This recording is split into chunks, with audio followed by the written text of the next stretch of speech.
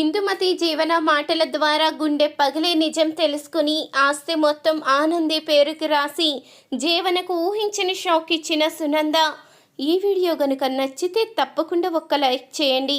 అలాగే పాపిమా Jeevan Jyoti serial latest episode టీవీలో కన్నా ముందుగా చూడాలి అనుకుంటే వెంటనే మన ఛానల్ని సబ్స్క్రైబ్ చేసుకొని పక్కనే ఉన్న గంట సింబల్పై ఆల్ అని క్లిక్ చేసి దయచేసి మీ సపోర్ట్ను అందివ్వండి.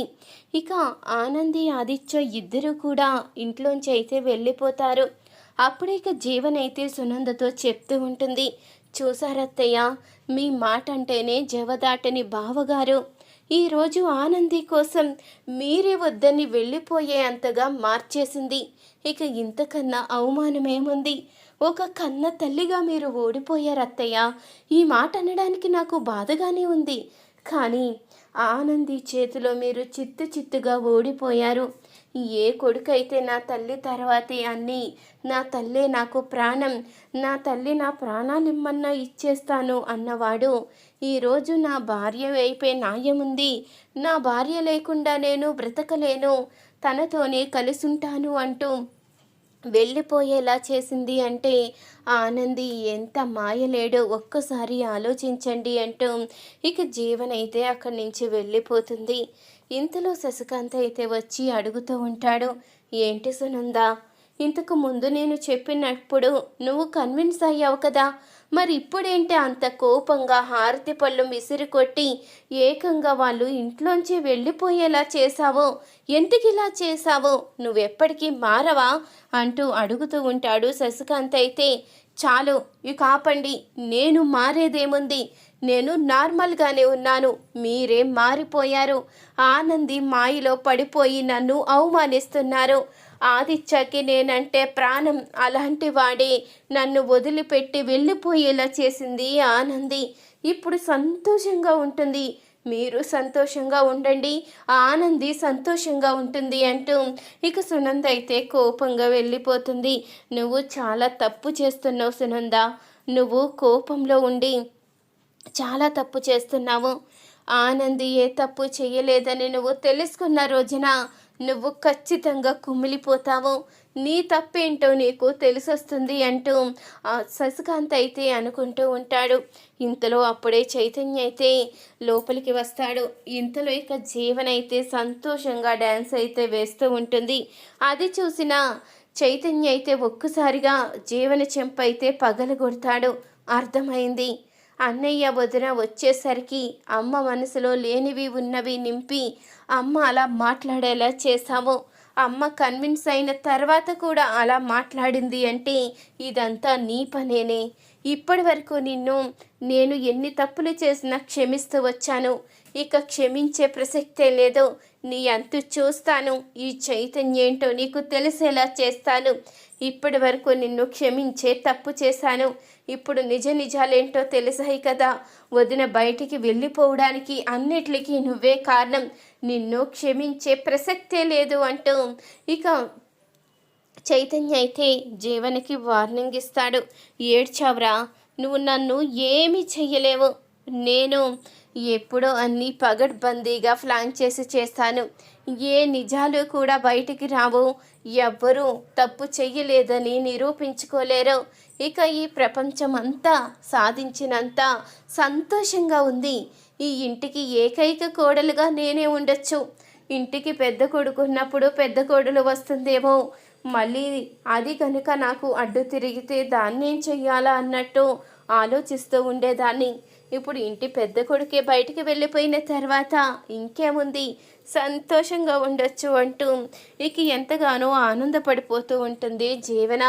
ఇంతలో ఇందుమతి అయితే నేను మీ ఇంటి దగ్గరికే వచ్చాను, ఒక్కసారి బయటికి రా అంటూ అనగానే అదేంటి పెద్దమ్మా, ఇప్పుడెందుకు వచ్చావు అంటూ అడుగుతూ ఉండగా, ఇప్పుడెందుకు వచ్చానా, నేను నీకోసమే వచ్చానులే, ఒక్కసారి బయటికి రా అంటూ ఇక చెప్తూ ఉంటుంది ఇందుమతి అయితే. అప్పుడు ఇక జీవన్ అయితే బయటికి వస్తుంది. ఇక బయట గార్డెన్లో అయితే మాట్లాడుకుంటూ ఉంటారు. ఏంటి పెద్దమ్మా ఇలా వచ్చావేంటి అని అడుగుతూ ఉండగా, ఏముందే, నువ్వు సాధించింది మామూలు విజయమా, మన చేయి జారిపోయింది అనుకుంటే ఎంతో చక్కగా మళ్ళీ ఆదిత్యాన్ని కూడా బయటికి గెంటేసేలా చేశావు. నువ్వు చాలా మంచి పని చేశావే, అందుకే నిన్ను అభినందిద్దామని నీకిష్టమైన ఈ స్వీట్ తీసుకొచ్చాను అంటూ ఇక అనంగానే అప్పుడేకి ఎంతగానో ఆనందపడిపోతూ, పెద్దమ్మ, ఇన్ని రోజులకి నన్ను మెచ్చుకున్నావు చూడు, నాకు చాలా సంతోషంగా ఉంది పెద్దమ్మ, నేను చాలా ఆనందపడుతున్నాను అంటూ అనంగానే, ఆనందపడడం కాదే, నేను చెప్పింది చెప్పినట్టు చెయ్యి. నువ్వు ఇలాగే ఆనందపడుతూ ఉంటే ఏదో ఒకరోజు నిజం బయటపడకపోదు. తప్పు చేసింది నువ్వు కాబట్టి ఖచ్చితంగా నిజాలు బయటపడితే నిన్ను మెడ పట్టుకుని బయటికి గెంటేస్తారు. ఆనంది సంగతి నీకు తెలిసిందే కదా. ఈరోజు కాకపోయినా రేపన్న రోజైనా నిజాలు ఖచ్చితంగా బయట పెట్టే తీరుతుంది.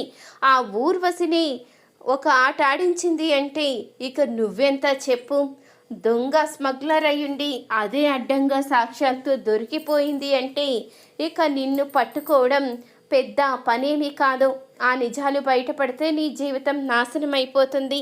ఈలోపే నువ్వు ఆలోచించి ఆస్తి మొత్తం నీ పేరుకి వచ్చేలా చెయ్యి. అంతగా అవసరమైతే మీ అత్తగారు ప్రాణాలు తీసేసినా ఎవ్వరూ అడిగేవాళ్ళు ఉండరు.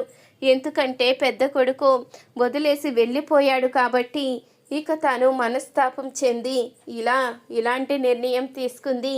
ఈ ప్రపంచానికే దూరం అయిపోయింది అన్నట్టు నమ్మించవచ్చు.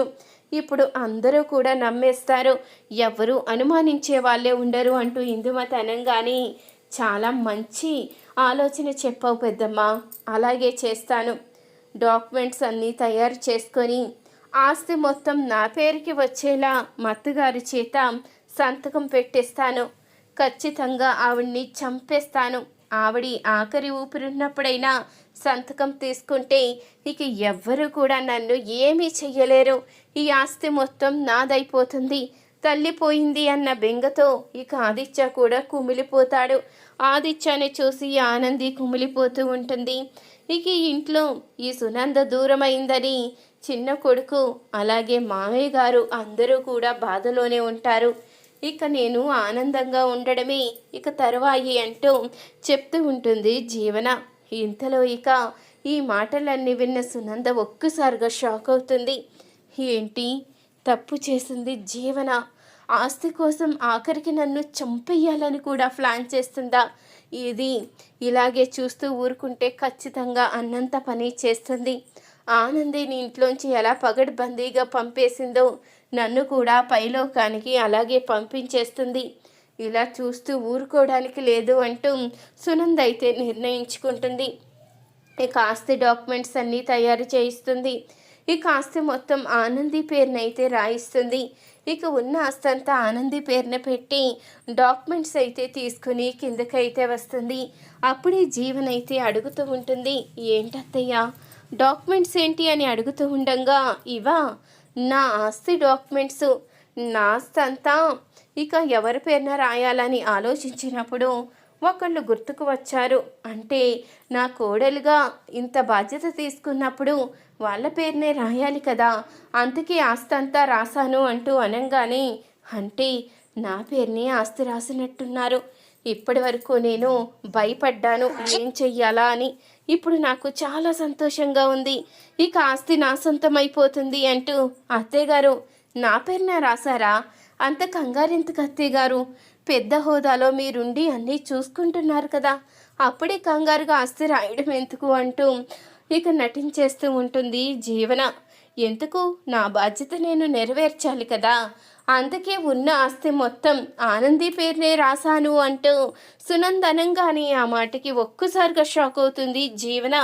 ఏంటత్తయ్య, మీ పరువు పోయేలా చేసిన ఆనందిని మీరు ఇలా ఆస్తి రాసి వెనకేసుకొస్తారని అనుకోలేదు. అసలు తన పేరున ఆస్తి రాయడం ఏంటి అని అడుగుతూ ఉంటుంది జీవన. అయితే ఎందుక చేసిందంతా నువ్వు చేసి నింద మాత్రం ఆనంది మీదకి నెట్టేసి ఎంత సంతోషంగా ఉన్నావు ఇన్ని రోజులు. నా చేత్తోనే ఆనందిని మెడపట్టుకుని బయటికి గెంటేసేలా చేసి నా కొడుకుని కూడా నా నుంచి దూరం చేసి నువ్వు చాలా పెద్ద తప్పు చేశావు. ఏ ఆస్తి కోసమైతే నన్ను చంపేయాలని నిర్ణయించుకున్నావో అదే ఆస్తి నా పేరున లేకపోతే నువ్వు నన్ను ఏమీ చెయ్యలేవు. ఇక నిన్ను అరెస్టు చేయించడం ఒక్కటే తరువాయి. ఇక ఈ ఆస్తి ఆనందికి అప్పగించి నిన్ను అరెస్టు చేయిస్తాను అంటూ ఇక సునంద అయితే జీవనికి ఊహించిన షాక్ అయితే ఇస్తుంది. ఈ వీడియో గనక నచ్చితే తప్పకుండా ఒక్క లైక్ చేయండి. వెంటనే మన ఛానల్ని సబ్స్క్రైబ్ చేసుకుని పక్కనే ఉన్న గంట సింబలపై ఆల్ అని క్లిక్ చేయండి.